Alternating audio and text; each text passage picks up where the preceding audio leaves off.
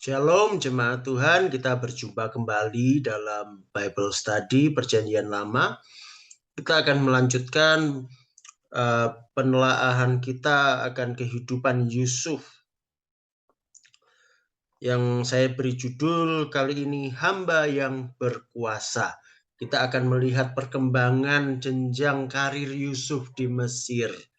Kita tahu dari kisah sebelumnya Yusuf dijual sebagai budak kepada orang-orang yang kemudian membawa dia ke Mesir.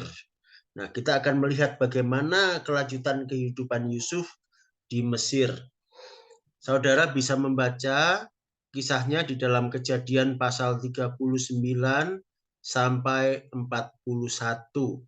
Jadi dalam pembelajaran kali ini kita akan melihat 3 pasal sekaligus. Kisahnya sebetulnya dari 3 pasal ini intinya sama ya, mirip. Ya, kita akan melihatnya sama-sama. Saya yakin saudara semua sebetulnya sudah sering dengar ya kisahnya. Yusuf di Mesir. Nah, dia yang pertama berada di rumah Potifar, lalu nanti dalam perkembangan berikutnya dia ke penjara, pada akhirnya dia ke istana. Secara ringkas kisahnya seperti ini. Sampai di Mesir, Yusuf menjadi hamba atau budak di rumah Potifar. Nah, dia menjadi seorang hamba di situ.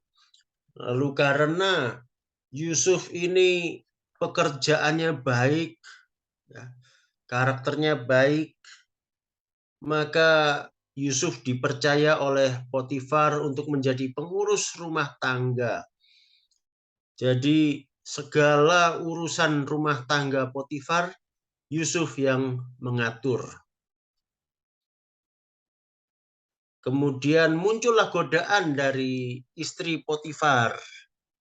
Nah, di sini jadi ada masalah ini ya. Tetapi Yusuf tidak tergoda, namun akhirnya istri Potifar memfitnah Yusuf. Sehingga akhirnya Yusuf dimasukkan ke penjara. Di penjara apa yang terjadi? Yusuf menjadi seorang narapidana, tetapi karena Yusuf ini bisa dipercaya, bisa diandalkan, akhirnya Yusuf di penjara pun menjadi ya bisa dibilang manajer ya, pengurus. Jadi dikatakan di pasal 39 itu Yusuf ini dipercaya sekali oleh kepala penjara.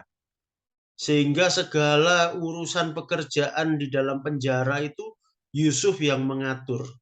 Kepala penjara tidak ikut campur apa yang sudah diatur oleh Yusuf.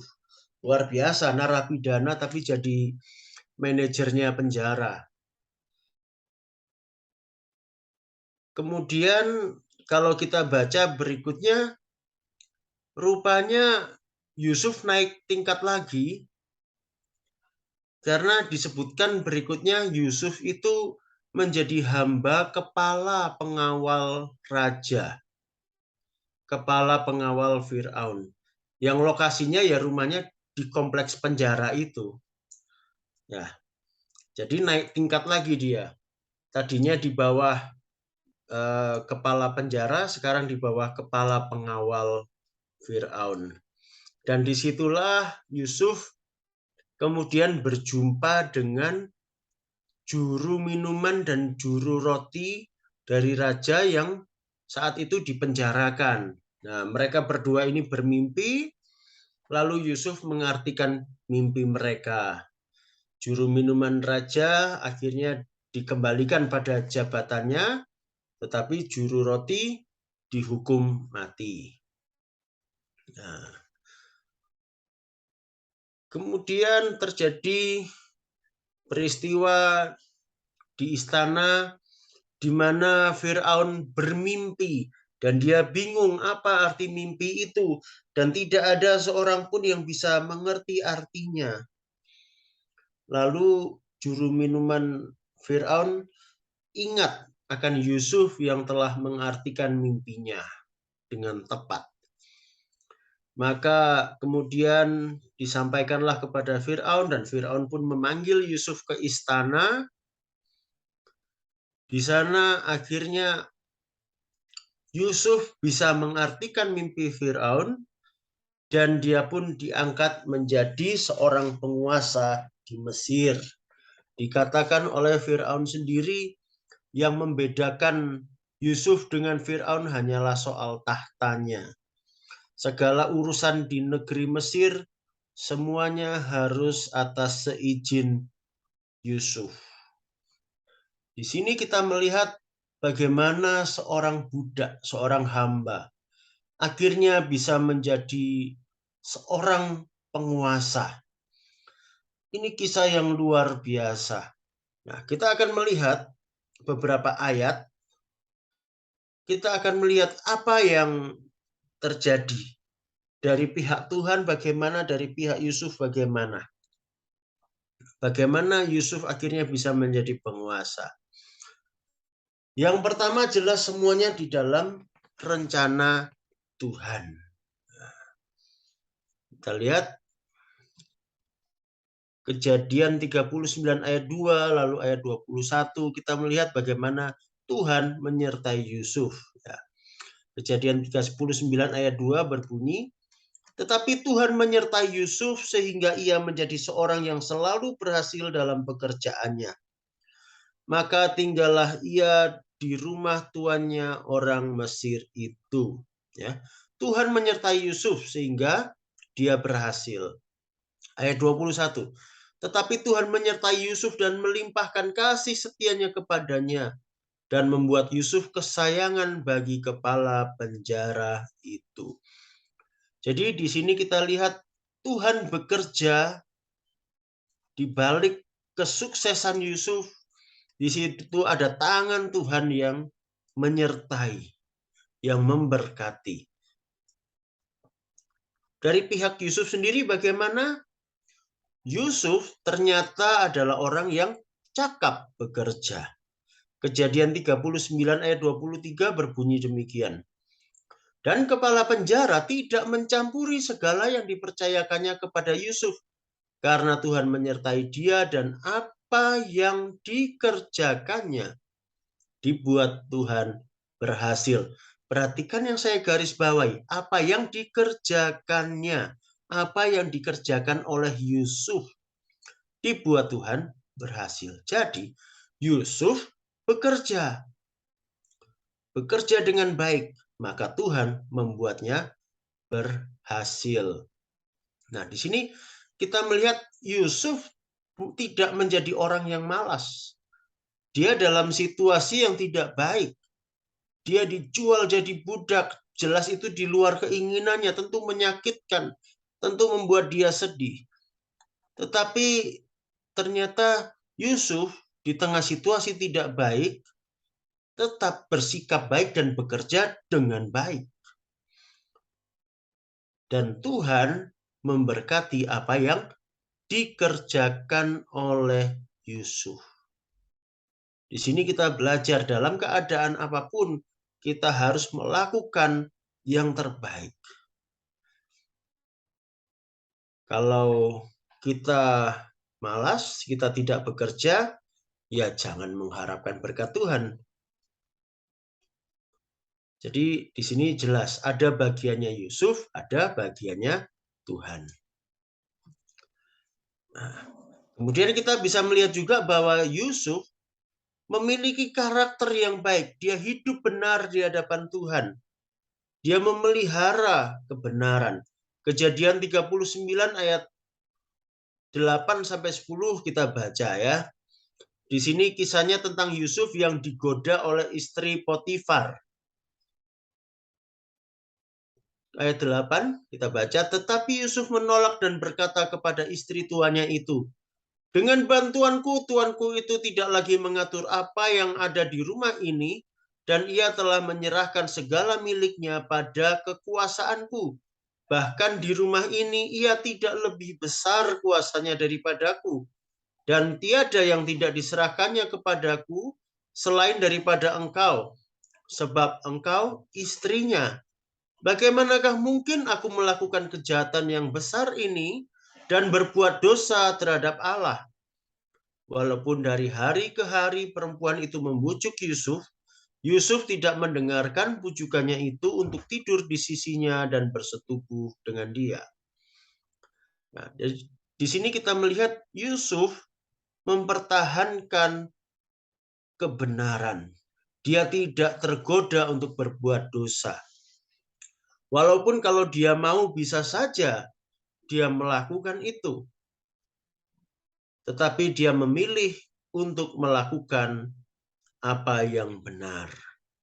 Ya, walaupun kemudian dia harus difitnah sampai masuk penjara, bagi Yusuf yang penting adalah dia hidup benar di hadapan Tuhan. Bagaimana soal imannya? Yusuf beriman. Ketika dia diminta mengartikan mimpi, kita lihat apa yang dikatakan Yusuf. Kejadian 40 ayat 8. Jawab mereka kepadanya, kami bermimpi, tetapi tidak ada orang yang dapat mengartikannya. Lalu kata Yusuf kepada mereka, bukankah Allah yang menerangkan arti mimpi? Ceritakanlah kiranya mimpimu itu kepadaku. Nah, dia berkata, bukankah Allah yang menerangkan arti mimpi? Yusuf percaya pada Allah yang bisa memberikan hikmat kepadanya. Dan Yusuf tidak menyombongkan diri. Dia tahu semuanya itu dari Allah. Juga di hadapan Firaun, ya Yusuf juga bersikap sama. Di Kejadian 41 ayat 15 sampai 16, berkatalah Firaun kepada Yusuf, aku telah bermimpi dan seorang pun tidak ada yang dapat mengartikannya. Tetapi telah kudengar tentang engkau. Hanya dengan mendengar mimpi saja engkau dapat mengartikannya. Yusuf menyaut Firaun, bukan sekali-kali aku, melainkan Allah juga yang akan memberitakan kesejahteraan kepada tuanku Firaun. Jadi Yusuf mengandalkan Tuhan. Yusuf sama sekali tidak menyombongkan dirinya. Dengan sikap Yusuf seperti itu, pada akhirnya Yusuf menampilkan kebesaran Tuhan. Di dalam Kejadian 41 ayat 38 sampai 40 dicatat, setelah Yusuf mengartikan mimpi Firaun, kemudian Yusuf pun bahkan memberikan nasihat kepada Firaun apa yang harus dilakukan. Nah, akhirnya di Kejadian 41 sampai ayat 38 sampai 40 kita bisa baca, lalu berkatalah Firaun kepada para pegawainya, mungkinkah kita mendapat orang seperti ini, seorang yang penuh dengan roh Allah? Kata Firaun kepada Yusuf, oleh karena Allah telah memberitahukan semuanya ini kepadamu, tidaklah ada orang yang demikian berakal budi dan bijaksana seperti engkau. Engkaulah menjadi kuasa atas istanaku, dan kepada perintahmu seluruh rakyatku akan taat. Hanya tahta inilah kelebihanku daripadamu. Ya. Jadi di sini kita lihat pada akhirnya Yusuf pun diangkat. Tetapi juga di sini kita lihat Allah dipermuliakan karena Yusuf. Firaun mengakui roh Allah yang bekerja di dalam Yusuf. Sehingga Firaun mempercayakan persoalan itu kepada Yusuf. Karena ada hikmat Allah padanya. Nah, dari kisah Yusuf ini kita melihat ada dua hal penting. Penyertaan Tuhan dan karakter yang baik. Ini tidak bisa dipisahkan. Kita perlu penyertaan Tuhan. kita perlu pertolongan Tuhan. Namun kita juga butuh karakter yang baik.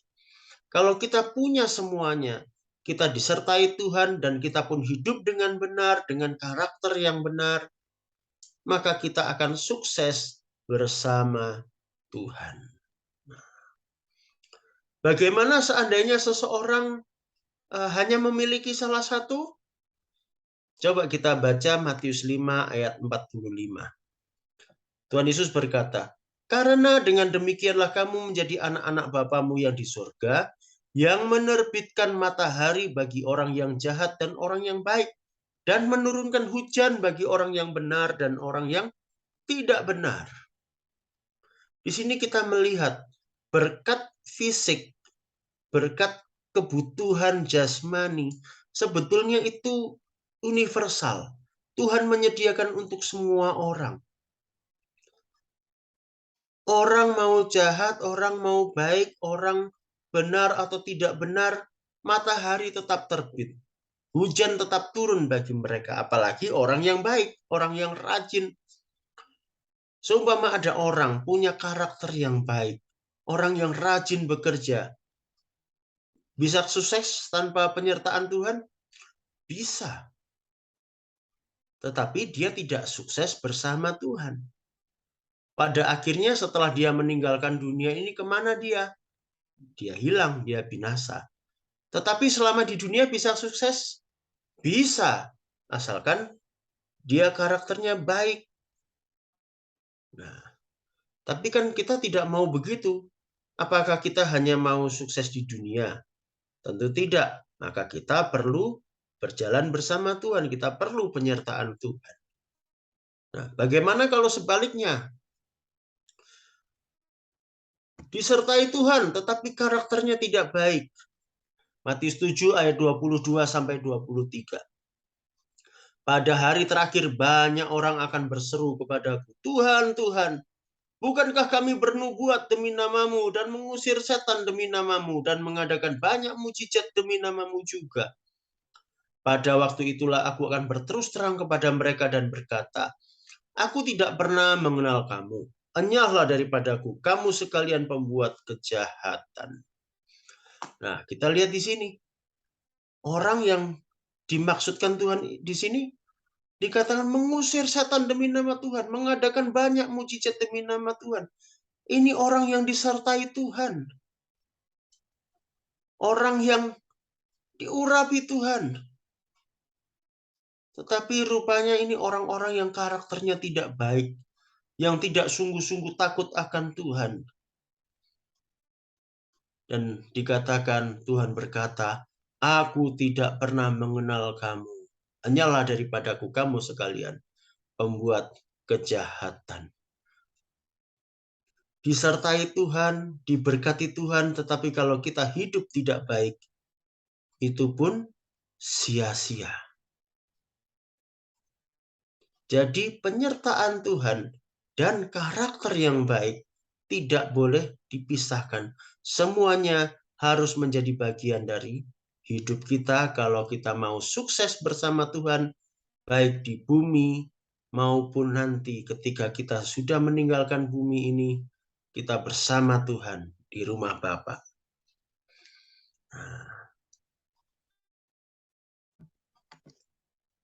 Kesimpulan kita hari ini, nah silakan disimpulkan sendiri-sendiri. Nanti kita berjumpa di sesi diskusi. Silakan masing-masing menuliskan kesimpulannya. Poin penting apa yang didapatkan dari kisah ini. Dari Kejadian pasal 39 sampai 41. Baiklah, itu yang saya sampaikan hari ini. Sampai jumpa di sesi diskusi. Tuhan Yesus memberkati.